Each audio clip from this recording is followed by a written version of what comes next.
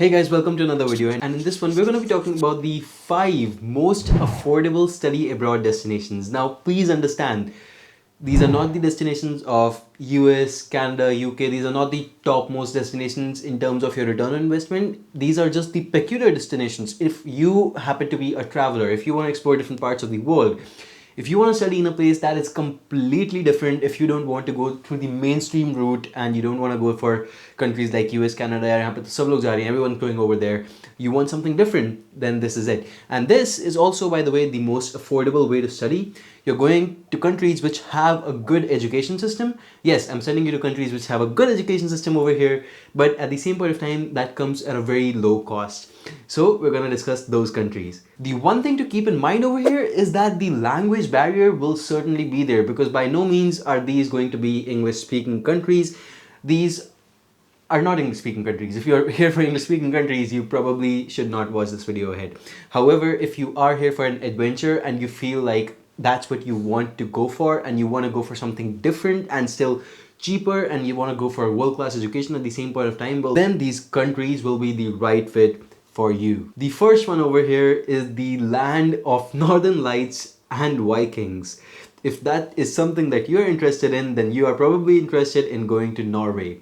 Well, the first thing to tell you about Norway is that it's really a great place to study, to be very honest with you, because it has some of the world-class universities first off, and secondly, education is free, not only for people from Norway or not only for people just from Europe, it's for people all over the world. International students, yes, you guys, you don't have to pay any tuition. Yes, there will be a small semester fee around $35-40, but that really covers a lot of things, and that's practically nothing, right? When you really look at universities, but they're charging fee right now. Oh, by the way, most of it is actually applicable to public universities only, whatever I'm talking about over here, not just for Norway, but probably for the entire video, right? And you guys should actually take that into account.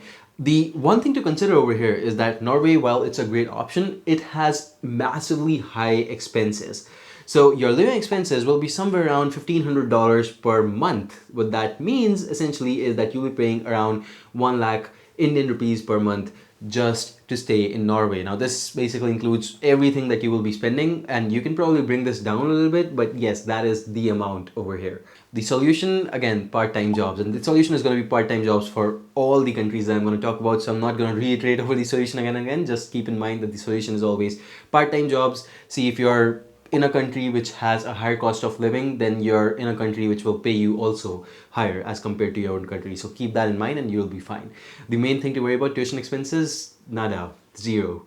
The second one on my list is the country with mesmerizing alpine scenery, the home of luxury watches, and famous for its milk chocolate. Well, you guessed it, it's Switzerland. So in Switzerland, basically, the tuition fee at least is somewhere around $3,500 per annum, that is per year. It's still relatively quite low as compared to a lot of countries, and even India for that matter. Actually, a lot of universities charge more than this in India itself, right? If you convert that to Indian rupees, that comes out to be around 2.5 lakhs per year, and I think that's pretty great if you have the option of getting the exposure. And you know, if India is charging you the same amount and you have the option of going overseas and studying there for basically the same amount, and you, of course, you incur living expenses in this case, that's again close to $1,500 per month. That's about 1 lakh per month. That means you will have to sustain by working part-time jobs, which you probably won't have to do in India. Again, just understand this, your growth in terms of a person, as a person, you will basically grow a lot more as compared to just being spoon-fed by your parents over here, right? So it's probably for the best. If you want to go ahead and study in an affordable country, think of these things before, because you will actually grow immensely. You have no idea. So yes, Switzerland should be on your list for sure. Country number 3, famous for its waffles, chocolates, and beer. Yes, we're talking about no other country than Belgium. The tuition fee over here is awfully similar to that of Switzerland, an average of around $3,500 per year. That's again 2.5 lakhs per year if you are paying in Indian currency. And the living expenses are actually also damn similar. Again, this is just an average. I'm not saying that it won't fluctuate. It can be above this, it can be below this as well, but this is just the average again. $1,500 just like before. That's around 1 lakh per month. So you're gonna have to basically flush out this amount of money, and the way you do it is through part-time jobs again. Again, some of the best courses and universities are on your screen like usual, so hopefully that gives you a little bit more context. The fourth country on my list is home to the Eiffel Tower and amazing breads and croissants. And that is no other than the country of France. Again, if you guys are worried about the tuition over here, the tuition is actually a little bit lower. It's around $3,300 per annum as compared to other countries that we talked about at least, and that would convert to somewhere around 2,38,000 rupees per annum. That's something you should look into. Again, a very similar expense, and this is just an average, right, similar to what you would pay in India, and I think this is a golden opportunity. The living expenses are also a little bit lower on an average. Again, this depends on where you live, you know, what kind of a lifestyle you lead, but the average living expenses would be somewhere around $1,300 per month, and that comes out to be somewhere around 95,000 rupees per month. Again, part-time jobs, same thing, you know the drill. Some of the topmost programs and universities are on your screen right over here. Fifth country on my list, and how could we leave this one out? If you have guessed, this is home to some of the best beer, football, and cars.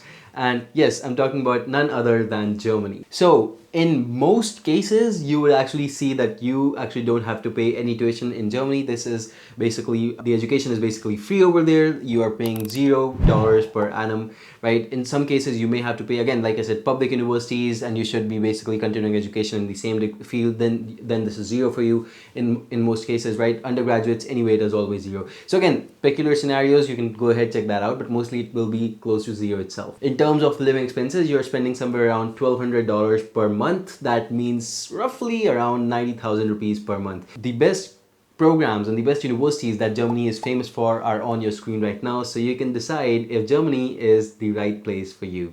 Again, like I mentioned, guys, these are definitely not the topmost destinations to study abroad in the world, but these are some of the destinations where you would find the cost of education is very, very affordable as compared to other countries, and yet you get a path to actually be in another country, you get a path to travel in that country, you get a path to have a visa of that country, and in a lot of cases, in a lot of these countries, almost all of them actually, you can potentially settle down later on. You can actually build your life in that country later on just by gaining education over there. I mean, how great is that? How many people get the opportunity to do that in their lifetimes, right? So make sure that you understand all of these countries are definitely, you know, coming with a caveat. You have to learn the language. Yes, the language of instruction at university is English, but at the same time, a lot of times you will find that you will need to learn the language. And of course, if you still need more help, we are always here to help. Make sure to go on to YMGrad.com or download the iOS or Android application, which will help you in your journey a lot more. I look forward to seeing you again on this channel, so make sure to hit the subscribe button, and goodbye and take care for now.